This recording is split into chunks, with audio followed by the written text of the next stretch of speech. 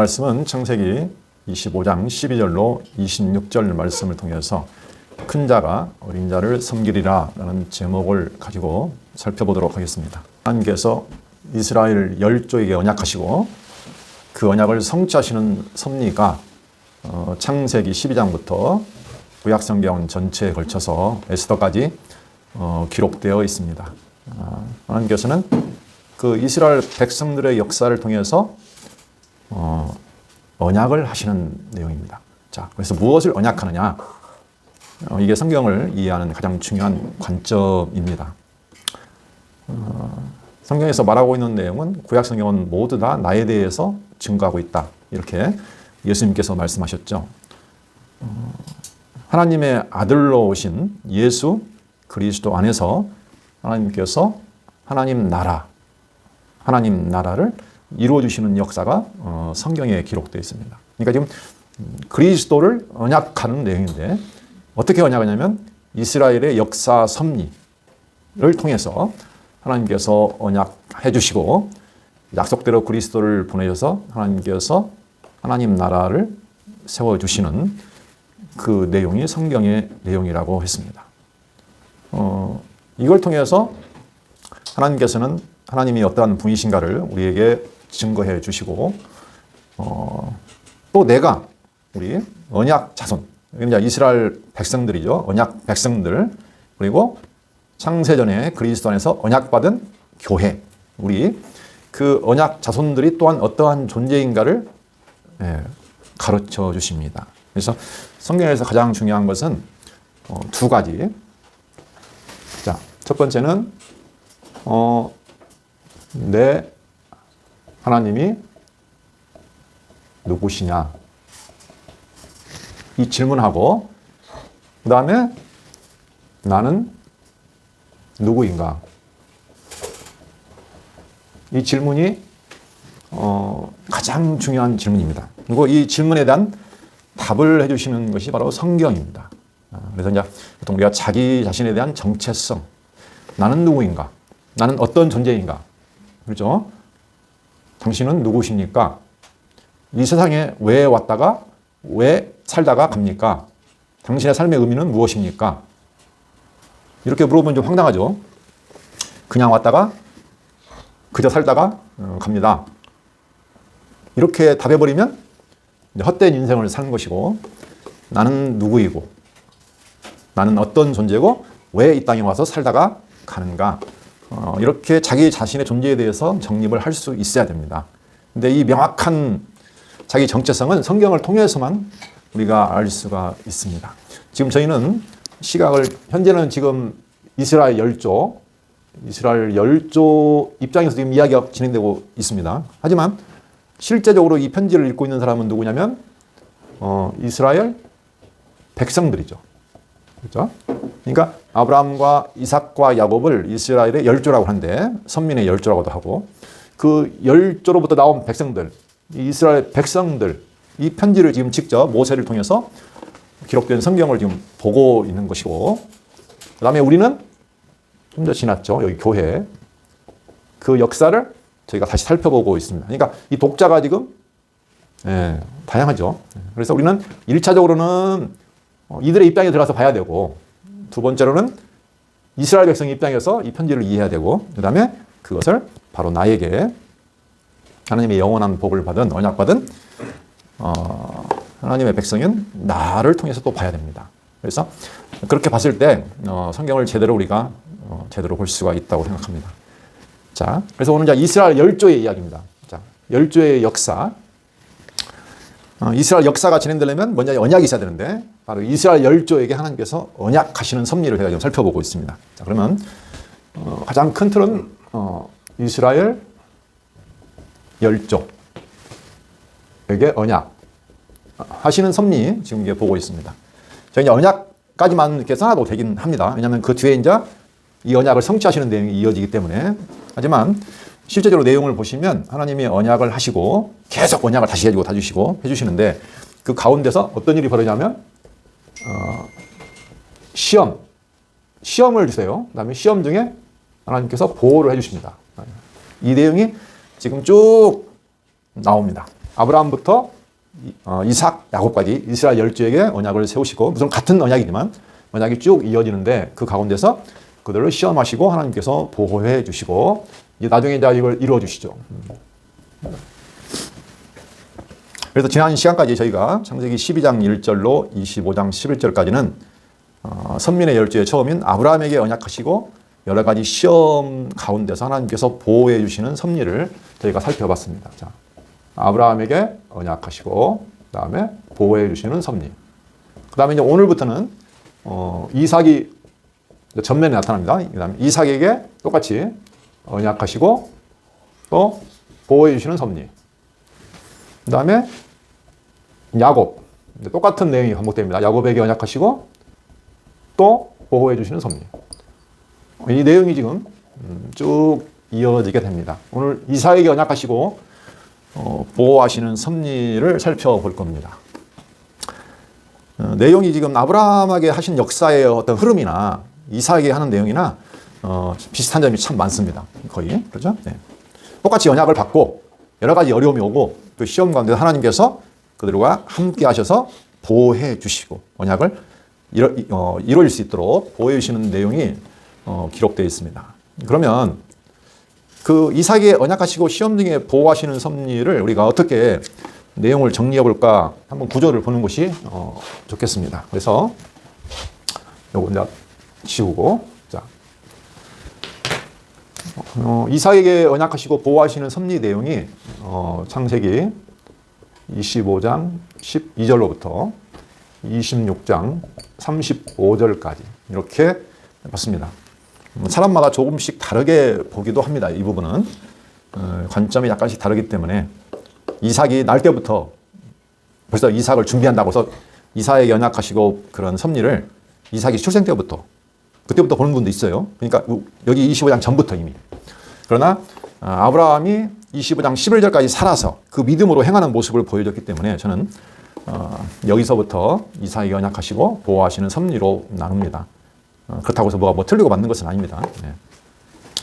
자, 크게 보면 여기는 4가지 부분으로 되어 있습니다. 자, 첫 번째, 두 번째, 세 번째, 네 번째. 하나님께서 한마디로 말하면 자, 이삭에게 언약 하시고 그다음에 이제 보호를 해 주시는데 첫 번째는 뭐가 나냐면 이스마엘의 족보가 등장합니다. 이스마엘의 족보.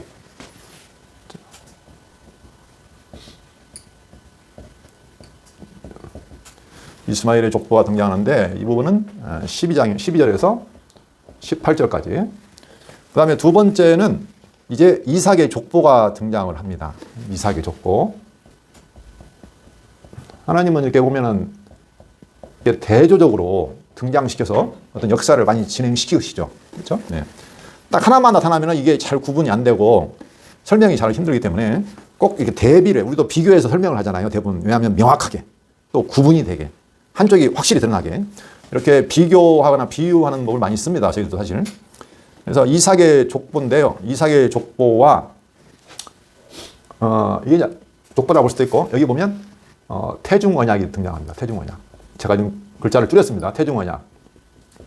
하나님께서 태중에서 두 국민이 나눌 것이다 라는 언약을 해주십니다. 이걸 이제 줄여서 제가 태중 언약이다 이렇게 말을 했습니다. 이게 하나님의 역사는 전부 다 지금 언약을 중심으로 역사가 계속 진행됩니다. 모든 게 언약으로부터 역사가 진행됩니다. 그러니까 저희가 성경을 구분하거나 해석할 때 언약을 중심으로 해서 구분했을 때 우리가 좀 더 쉽게 이해를 할 수가 있습니다. 그런데 세 번째 보시면 여기 또 이제 누가 등장할까요? 에서가 등장이죠. 이스마엘 등장, 이삭 등장. 그 다음에 여기는 에서. 자, 장자의 명분을 판 에서. 에서가 등장합니다. 이 부분이. 이게 25장 27절로 34절까지. 근데, 그럼 그 다음에 이제 뭐가 등장할까요? 항상 하나님은 이렇게 왔다 갔다 하면서 비교를 하시는데, 여기는, 여호와께 복, 언약이라고도 하는데, 복을 받고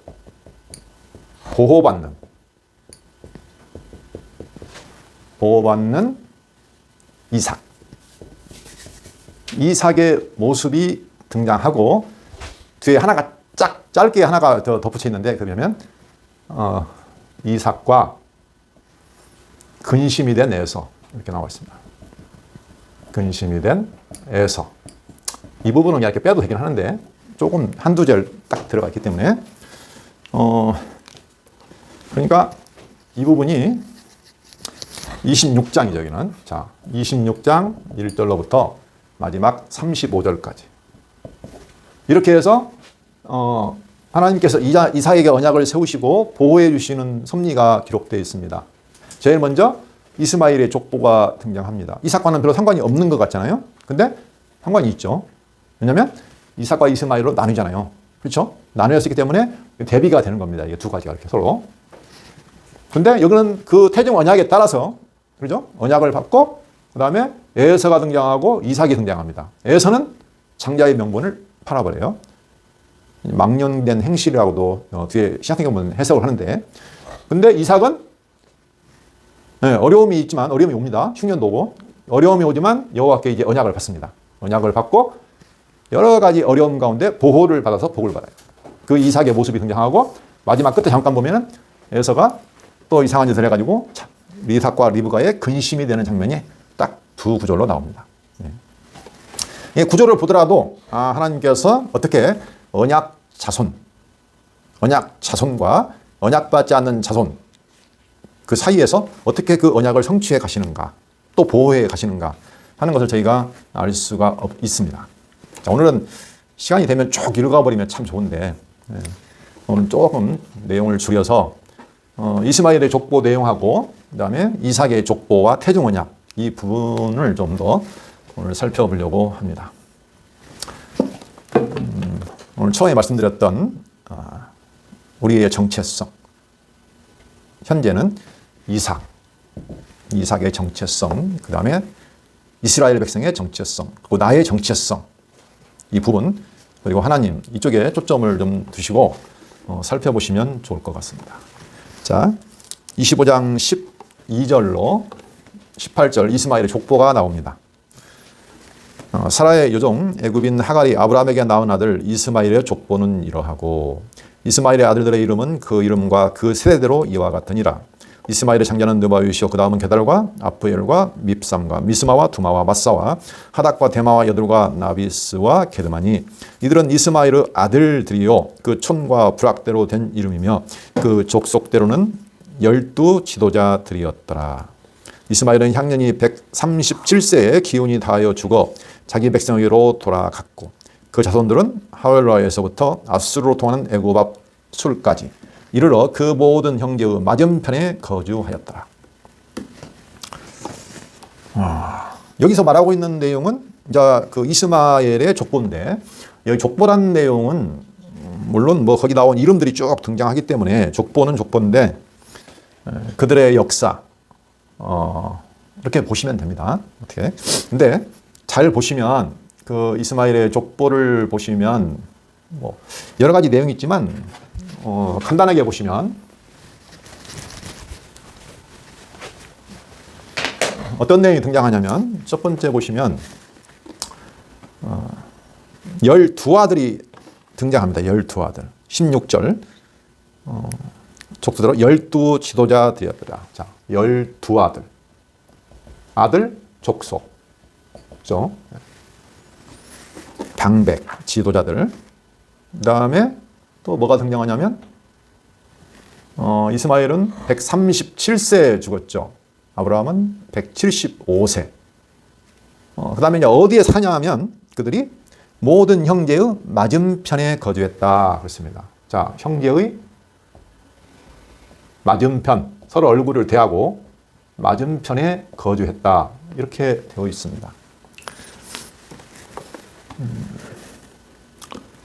이 내용은 사실 전부 다 하나님의 언약 성취의 내용입니다. 하나님이 약속하신 대로 지금 그대로 된 거거든요. 잠깐 그 내용을 보실까요? 어떻게 하나님께서 언약하셨는데 어떻게 이루어졌는지 창세기 16장 10절로 12절 창세기 16장에 보시면 그 하갈의 이야기가 나오는데 16장 10절 여호와의 사자가 또 그에게 이르되 내가 내 씨를 크게 번성하여 그 수가 많아 셀 수 없게 하리라. 지금 사라가 학대하니까 하갈이 도망갔는데 여호와의 사자가 도망가서 아주 힘든 고통 중에 있는 하갈에게 지금 하시는 말씀입니다. 내가 내 씨를 크게 번성하여 그 수가 많아 셀 수 없게 하리라. 잘 보시면 무슨 언약을 했을까요? 첫 번째, 자손. 아브라함이나 차이가 없어요. 그렇죠? 똑같아요. 예. 그 다음에 12절 볼까요? 그가 사람 중에 들나귀 같이 되리니 그의 손이 모든 사람을 치겠고 모든 사람의 손이 그를 칠치며 그가 모든 형제와 대항해서 살리라. 여기 보니까 대항해서 살리라 형제와. 근데 아까 보니까 형제의 맞은편에 딱 거주하죠. 그렇죠? 예. 그래서 하갈이 하나님이 나를 들으시고 내 고통을 들으시고 나를 감찰하시는구나, 나를 살피시는구나 해서 그때 이름을 졌죠. 그 샘물 부엘 라헤로이, 나를 감찰하시는 살아계신 하나님의 우물, 이렇게 이름을 지어서 불렀다고 했습니다. 하나님께서 그 이스마엘도 하나님께서 그 고통, 하갈도 그 고통을 들으시고 살펴보셨다는 거예요. 근데 하나님이 정말 언약 자손도 아닌데도 불구하고 이렇게 살피시고 고통을 들으시는데 하나님이 정말로 사랑하시는 그 언약 자손, 그들을 보지 않으시고 듣지 않으실 리가 없으시죠. 당연히. 그러니까 이것은 이제 언약 성취의 내용이다, 이렇게 보시면 되고 17장 20절 그 뒤에 보시면 좀 더 자세히 나와 있습니다. 17장 20절 이스마엘에 대하여는 내가 내 말을 들었나니 내가 그에게 복을 주어. 여기도 뭐라고 나와 있습니까? 복을 주어 그를 매우 크게 생육하고 번성하게 할지라. 앞에서 했던 내용입니다. 그가 12두령을 낳으리니. 여기도 12두령이 이미 나와 있죠. 12. 내가 그를 큰 나라가 되게 하려니와 내 언약은 이삭과 세우겠다. 그렇지만 이렇게 말씀하셨습니다. 자, 그러면 여기서 이제 의문이 생기는 것이 이스마엘도 복 다 받았네. 그렇죠. 네. 이스마엘도 큰 나라가 된다고 하고 자손 번창한다고 12두령 족속이 나온다고 하고 땅도 주시고 그렇잖아요. 네. 그럼 아브라함이 받은 복이나 무슨 차이가 있을까요? 그런 생각을 한 번씩 해볼 수 있습니다. 네. 이삭이 받은 복과 이스마엘이 받은 복의 차이, 또는 뒤에 나오는 에서, 그렇죠? 자, 이 복이 여러 가지. 첫째는 이제 이스마엘 또는 에서. 우리 이제 초점은 이제 이삭이니까. 자, 이삭이 받은 복 또는 이삭이나 야곱인데 이들이 받은 복을 보시면요, 똑같이 복을 받았고 약속을 받았는데 자손 번창도 주시고 땅도 주세요. 그것도 하나님께서 기업으로 주셨다고 말씀하세요. 무슨 차이가 있을까요? 무슨 차이가 있을까요? 잠깐 에서를 보시면 뒤에 이제 나오겠지만 에서는 무려 아내를 셋이나 거느리고 그 밑에서 족장들이 무려 14족장에서 또 다른 부분은 11족장 나와 있는데 좀 헷갈리긴 하지만 하여간 14족장까지 나옵니다. 그래가지고 에서가 세일산을 기업으로 받아요. 호리 족속이 아주 강대한 호리 족속에 살고 있는데 그들을 어떻게 해요? 에서 족속이 쳐들어가지고 뺏어요. 꼭 뭐처럼 이스라엘 백성이 강대한 가나안 땅을 점령해서 기업을 얻고 살듯이 똑같이 에서 자손도 그 강대한 호리 족속, 산지에 거하는 호리 족속을 다 쳐서 이기고 세일산을 기업으로 얻습니다. 똑같아요, 거의. 네, 그래도 복을 받았죠. 그 내용이 쭉 나오는데 창세기 아니고요. 그 신명기 2장 5절 거기 한번 볼까요? 에서도 무슨 기업을 받았는지 모세가 이제 설명을 해주는데 신명기 2장 5절 이스라엘 백성이 그 땅을 좀 빨리 가나안 땅을 가고 싶었는데 딱 걸림돌이 하나 있었어요. 그게 누구냐면 에서가 살고 있는 거기 세일 땅. 신명기 2장 5절 그들과 다투지 말라. 그들의 땅은 한 발자국도 너희에게 주지 아니하리니 이는 내가 세일산을 에서에게 기업으로 주었습니다. 네. 지금 이스라엘 백성은 광야에서 이제 빨리 가나안 땅을 가야 되는데 에서 자손이 사는 지역을 지나가야 돼요. 근데 그들과 싸우지 말라는 거예요. 절대 내가 기업으로 너희 주지 않았어. 내가 그 땅은 내가 에서에게 준 기업이니까 절대 건들지 말고 거기 지나가고 싶으면 돈으로 양식도 사 먹고 물도 다 마시고 예. 그렇게 한다는 거예요. 예. 12절 볼까요? 거기. 자, 2장 12절. 호리 사람도 세일에 거주하였는데 에서 자손이 그들을 멸하고 그 땅에 거주하였으니 이스라엘이 여호와께서 주신 기업의 땅에서 행한 것과 같았느냐. 그렇죠? 똑같잖아요. 에서 자손이 호리 족속이 사는 곳 땅을 점령해서 거기에 거주해서 기업을 얻은 것처럼 이스라엘도 그랬다는 거예요. 좀 더 보시면 22절. 마치 세일에 거주한 에서 자손 앞에 호리 사람을 멸하심과 같으니 그들이 호리 사람을 쫓아내고 대신하여 오늘까지 거기에 거주하였으며. 그러니까 호리 사람을 어떻게 했어요? 멸하고 그 땅에 거주했다는 거죠. 물론 뭐 에서만 그런 거 아니에요. 암몬도 그렇고 롯도 그렇고 여러 가지 그 진짜 택한 백성이 아닌 하나님 언약 백성이 아닌데도 다 기업을 주셨어요. 네. 뭔 차이가 있어요? 아브라함이나 이삭이나 야곱이 받은 복하고 뭐 이스마엘이나 에서나 또는 롯이나 다양한 사람들이 받은 복하고 어떻게 보면 더 많이 받기도 하고 사실 에서는 더 강대했습니다. 사실은 보면 그 내용을 보시면 아주 많이 나와 있어요. 무슨 차이일까요? 그 이스라엘이 받은 복은 차이가 있습니다. 그 차이가 뭐냐면 딱 제가 보니까 자손도 있고 땅도 있고 나라도 주셔요. 다들 왕도 주시고 그죠? 에돔이 왕이 먼저 생겼어요. 사실은 이스라엘보다 에돔의 왕이 먼저 생겼어요. 그런데 없는 것이 하나 있어요. 그게 뭐냐면 창세기 17장 7, 8절 여기 보실까요?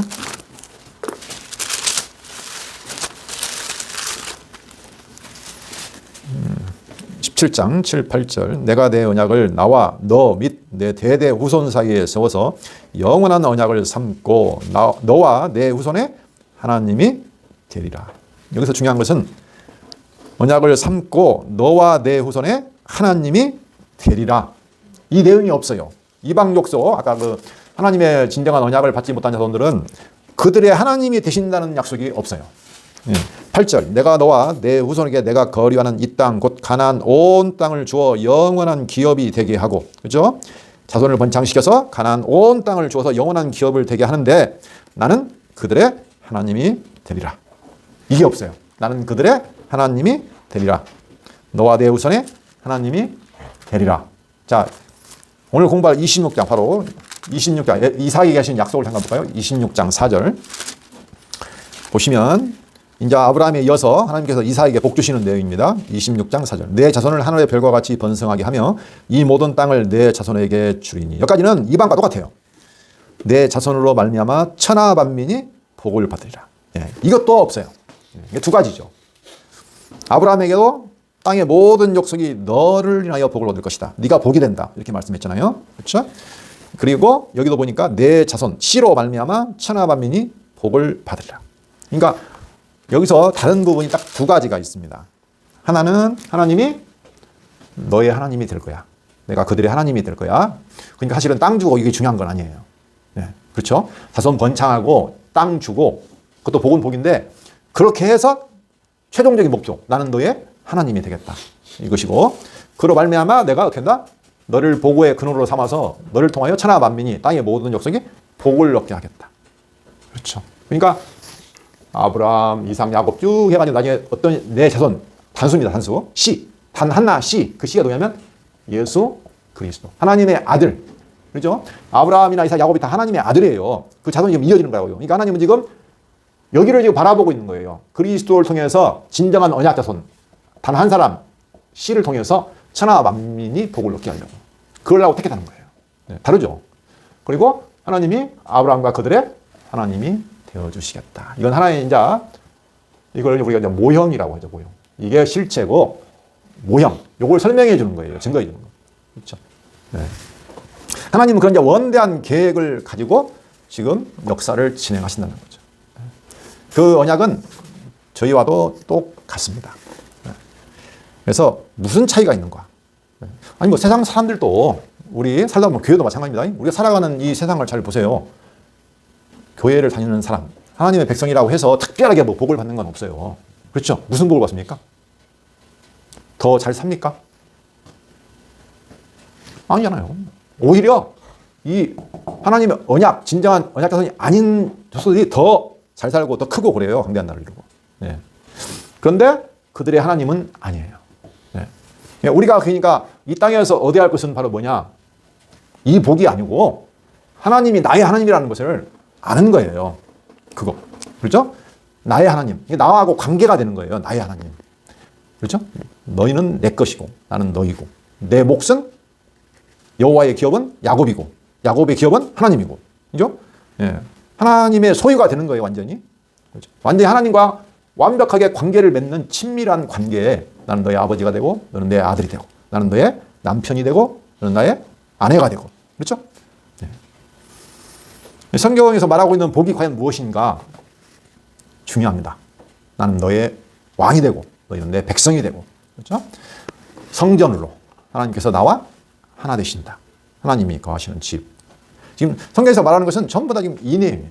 근데 지금도 보면 세상에서 구하는 것을 똑같이 찾아서 구하는 사람들이 있어요. 그걸 복이라고 여기고 몸이 건강해야 되고 가난해서는 안 되고 뭐 이상한 논리를 펴더라고요. 그래서 아직도 저런 논리를 펴는 사람들이 있구나.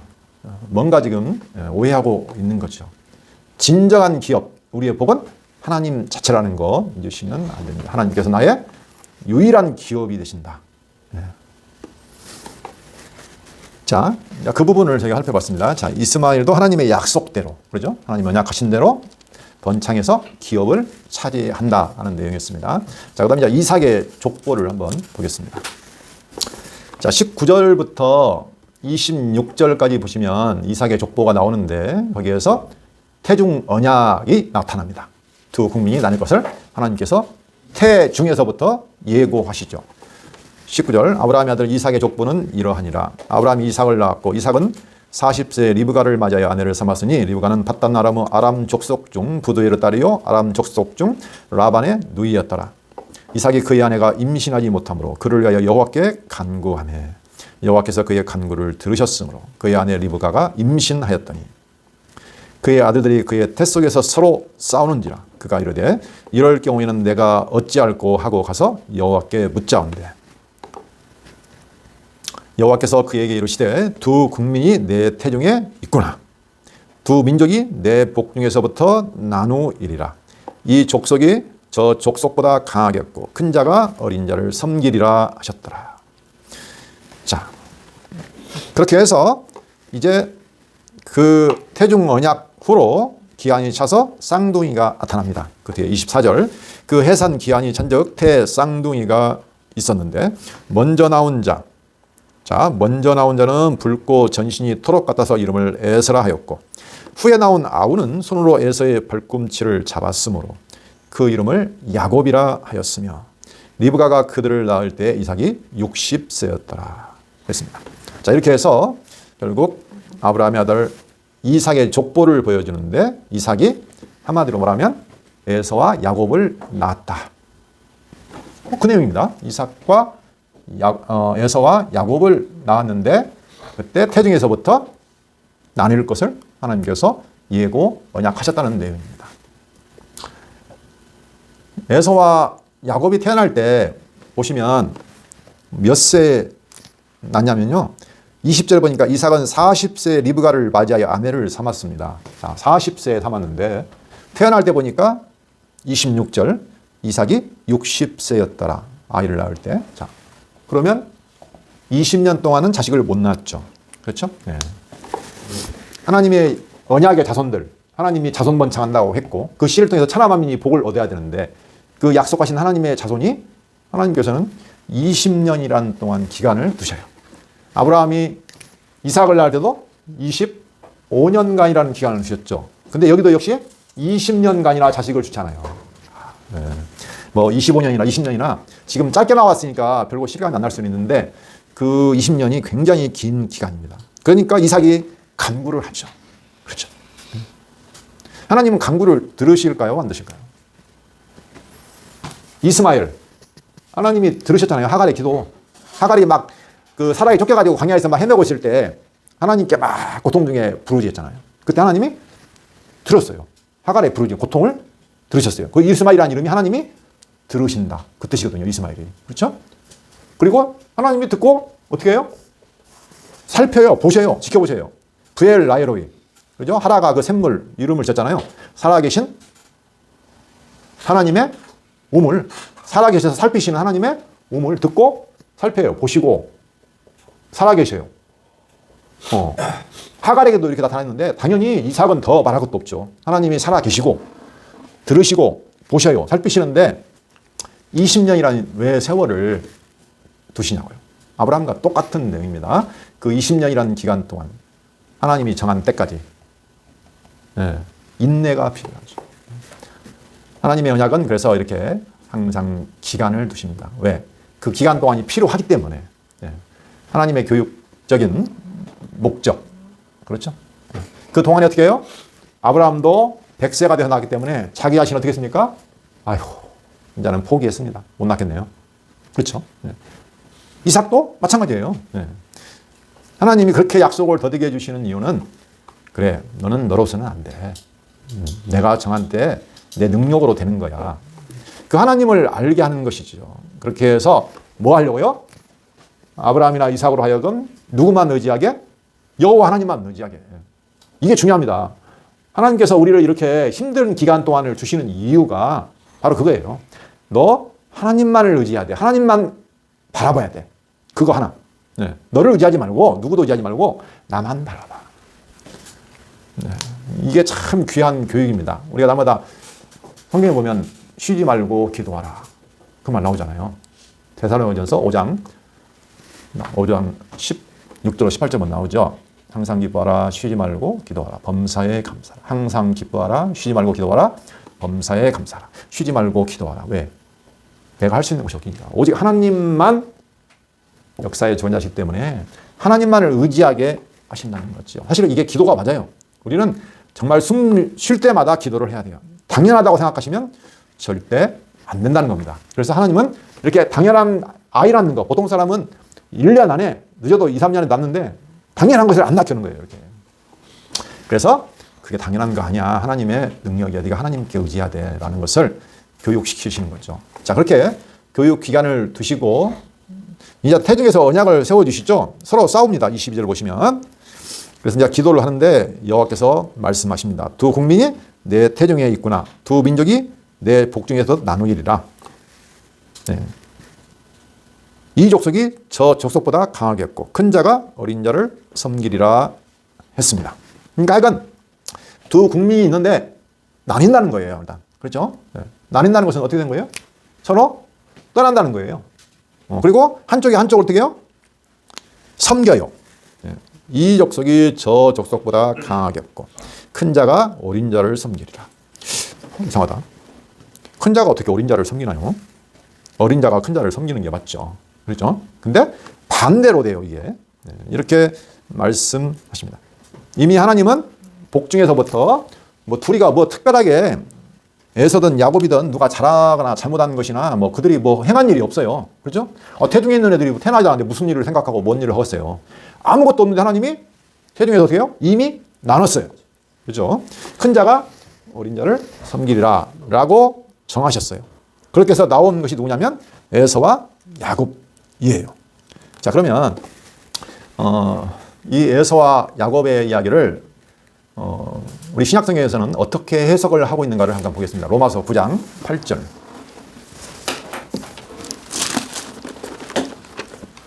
로마서 9장 8절에 보시면 여기가 이제 사도 바울이 이스라엘에 대한 근심이 있었습니다. 자기의 형제잖아요. 고르게 친척인데 이스라엘이 이렇게 자꾸 예수님을 안 믿어요. 그러니까 막 사도 바울이 불이 타는 것 같아요. 마음속에. 왜 우리 동족들이 안 믿고 예수를 버리는가. 그런 가운데 아브라함의 씨 아니냐 우리가. 아브라함의 씨 아니냐. 육신으로 보면 우리가 아브라함의 씨인데 왜 하나님이 우리를 버리시느냐. 그 내용이죠. 8절. 곧 육신의 자녀가 하나님의 자녀가 아니요. 육신의 자녀가 누굽니까? 이스마엘. 그렇죠? 지금 성경에서 보면 그렇잖아요. 육신의 자녀가 이스마엘이고 약속의 자녀가 이삭이에요. 마찬가지죠. 곧 우리가 아브라함의 씨, 이스라엘이 아브라함의 씨라고 하지만 이건 육신의 자녀라는 거예요. 곧 육신의 자녀가 하나님의 자녀가 아니요 오직 약속의 자녀가 씨로 여기심을 받느니라. 약속의 말씀은 이것이니 명년 이때 내가 이르리니 사라에게 아들이 있으리라 하심이라.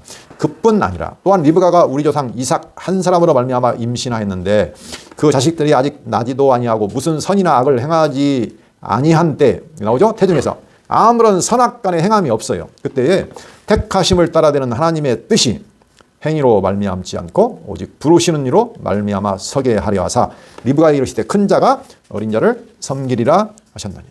왜 굳이 어린 자가 큰 자를 섬겨야 되는데 거꾸로 큰 자가 어린 자를 섬기라고 약속을 해 주셨냐면, 하나님의 부르심은 절대 누군가의 선과 악을 행함이 따라 된 것이 아니고 인간 자기 자신으로 말미암은 것이 아니고 나의 선함과 의로움으로 말미암은 것이 아니고 무엇 때문이냐면 하나님의 뜻, 택하심을 따라야 되는 하나님의 뜻이 행위로 말미암지 않고 오직 부르시는 이로 말미암아 서게. 그러니까 모든 것이 부르시는 하나님으로부터, 그죠? 기쁘신 뜻대로 온다는 거예요. 그 택하심이. 그래서 리브가에게 큰 자가 어린 자를 섬기려 하셨나니 기록된 바 내가 야곱은 사랑하고 에서는 미워하였다 하신과 같으니라. 그러면 하나님이 야곱을 사랑하고 에서는 미워했는데 그 이유가 무엇이냐? 없다는 거예요. 아무런 이유 없이 하나님이 그냥 그 뜻, 하나님의 뜻대로 했다는 거예요. 그러니 사람들은 에이, 무슨 그런 하나님이 있어. 불공평하시네. 그렇게 말할 수 있죠. 근데 아니라는 거예요. 그 뒤에 나옵니다. 모세에게 이르시되 내가 긍휼히 여길 자를 긍휼히 여기고 불쌍히 여길 자를 불쌍히 여기리라.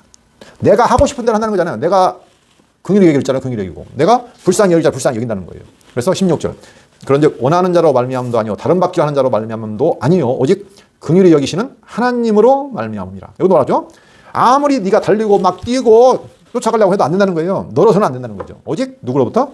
긍휼히 여기시는 하나님으로 말미암음이라. 그러니까 이스라엘이 하나님의 백성이 된 것은 오직 뭐예요? 하나님으로부터 또 하나님의 긍휼, 그죠? 이게 기초예요. 하나님의 긍휼, 기쁘신 뜻대로 긍휼을 입히신 거예요. 그 어떤 이유도 이스라엘에게는 없다는 거예요. 이게. 네. 아니 이렇게 큰 긍휼을 받았는데 찬송이 안 나올 수 있을까요? 안 나오죠. 네. 뭘 모르면 안 나오죠, 찬송이? 아, 내가 그래도 뭐가 있어. 착각하는 순간 찬송이 끊어지는 거죠. 네. 모든 사람들이 그래, 그래도 나는 뭐가 있어. 뭐가 있는 줄 안다니까 내가요. 내가 뭐가 있는 줄 알아요. 그죠? 그러면 찬송이 안 나와요. 네. 그래서 하나님은 그 모든 걸 다 끊어요. 네가 뭐가 있어? 그래. 있는가 보자 하고 다 끊는 거예요. 그 과정이 시험이에요. 여러 가지. 그래서 자기 자신이 완전히 아무것도 없구나. 나는 하나님 앞에 사랑받을 존재가 아니구나. 그걸 깨닫게 하시고 오직 하나님의 약속과 은혜만을 바라보게 하시는 거죠. 이게 우리가 살아가는 인생의 전부예요. 이게. 우리를 광야 가운데 두시는 것은 바로 이것 때문에 내가 뭐가 있는 줄 아는데 하나님이 광야 40년 동안 너희를 낮추시고, 그렇죠? 낮추신다고 하잖아요. 정말 겸비한 자로 하나님의 은혜만을 온전히 바라보는 존재로 만들어서 하나님과 정말로 완벽한 하나 너희 하나님이 되고자 하신다는 거죠. 그래서 에서를 미워하시고 야곱을 택하셨다. 내가 뭐가 있어서가 아니다. 네. 그 하나님을 알 때 우리는 진정한 자존감이 생기는 거예요. 자, 처음에 자존감 얘기했죠. 정체성, 나의 정체성. 지금 사람들은 전부 다 무엇 때문에 세상에서 뛰고 있나요? 내가 뭔가 나를 세워서, 그죠? 더 이쁘게, 더 튼튼하게, 더 많이 부자가 되고 지식을 쌓고 취직을 해서 내가 뭔가를 세워서 자기 정체성을, 존재감을 높이려고 하는 거예요. 아니라는 거예요. 하나님은 우리의 모든 존재감 어디서 나와요? 하나님의 긍휼로부터. 이게 세상하고 완전히 반대예요. 예. 세상이 추구하는 가치하고 비교가 안 되는 정말 중요한 자기 정체성을 하나님이 주시는 거예요. 그래서 이 믿음을 간직하고 있으면 모든 두려움을 이길 수가 있습니다. 세상은 끊임없이 비교하고 자랑하고 판단합니다. 그러나 이 하나님을 알게 되면 우리는 진정한 은혜 안에서 평안을 누리는 거죠. 아들로서. 내가 아무것도 한 것이 없어도 하나님 안에서 그 긍휼을 온전히 누릴 수 있는 존재가 되는 거죠. 오늘 시간이 있기 때문에 이 예고대로 이제 앞으로의 역사가 흘러가게 됩니다. 예. 사실 이 편지는 가나안 정복을 앞둔 이스라엘 백성들에게 쓴 편지라고 했습니다. 이스라엘 백성들도 지금 당장 가나안 땅 점령으로 가야 돼요, 지금. 그렇죠? 광야에서 훈련받고 이제 요단강 건너서 여리고성 들어서 가나안 땅을 정복했는데 그들도 앞에는 보니까 전부 다 두려움투성이에요. 강대한 그 자손들, 아낙 자손들, 거인 족속들, 메뚜기처럼 보이는 자기들을 보니까 너무나 두려운 거예요. 근데 모세가 지금 이 말을 하고 있는 거예요. 이스라엘 백성들아, 너희 잘 보라. 그러니까 너를 인도하신 하나님이 어떤 분이야? 그죠? 너희는 하나님이 복을 받은 백성이야. 하나님의 복 받은 백성이야. 그렇죠. 중요해요. 하나님의 백성이야. 너희는 복을 받은 자고 하나님의 분깃이야. 하나님이 약속하셨어. 그 하나님이 우리의 하나님이고 지금 이미 이스라엘 백성은 자손번창 했잖아요. 약속대로. 그렇죠. 지금 광야 40년 돌았으니까 자손번창 했다고요. 하나님 언약하신 대로. 자손 아브라함이 하신 언약이 지금 이루어진 거예요. 400년간 종살이 다음에 나왔잖아요. 자손이 약속대로 번창했고 또 가나안 동쪽에 그 아모리 왕 시온과 뭐 있잖아요. 거기 강대한 그 땅 이미 동편당도 정복했잖아요. 그렇죠. 하나님이 증거로 주신 거예요. 야, 이 강대한 내가 동편당도 줬어. 근데 서편 땅 못 주겠어 이거? 증거도 주셨다고요. 자손 번창했지. 동편당도 주었지. 그러니까 그 땅은 너희 땅이야. 가 차지하라고. 두려워할 것 없다고. 담대하라고. 이렇게 말씀하시는 거죠. 두려움이라는 것은 믿음이 없기 때문에 나옵니다. 하나님이 어떤 분인가를 알게 되면 믿음이 사라지죠. 자, 신명기 31장 6절을 보고 마치도록 하겠습니다. 모세가 마지막으로 지금 창세기부터 신명기까지 모세 오경을 통해서 이스라엘 백성에게 무슨 말을 해주고 싶은가? 그 내용이 신명기 31장 6절에 보면 나와 있습니다. 너희는 강하고 담대하라. 두려워하지 말라. 그들 앞에서 떨지 말라. 이는 내 하나님 여호와 그가 너와 함께 가시며 결코 너를 떠나지 아니하시며 버리지 아니하실 것임이라 하고. 그렇죠. 지금 이 말씀을 하고 있는 거예요. 네. 우리가 가는 길도 똑같습니다. 하나님께서 우리를 한번 택하신 이상, 복을 주신 이상 이스라엘 백성이나 아브라함이나 이삭이나 야곱처럼 똑같이 함께 하셔서 지키셔요. 언약이 이루어질 때까지. 자, 기도하겠습니다. 살아계신 하나님 아버지 감사합니다. 모든 사람이 자기 정체성을 몰라서 자기의 모든 노력과 열심과 행위를 통해서 자기 존재감을 얻고자 몸부림을 치지만 성경을 통해서 하나님이 주신 우리의 정체성, 나는 하나님의 복받은, 하나님의 은혜 받은, 긍휼을 받은 하나님의 백성이라는, 하나님의 아들이라는 이 정체성을 갖게 해주신 것 참으로 감사합니다. 저희에게 주신 그 언약 영원토록 지키시고 영원토록 성취하신다는 것을 잊지 않고 살아가는 저희에게 인도하여 주시옵소서. 예수 그리스도 이름으로 기도합니다. 아멘.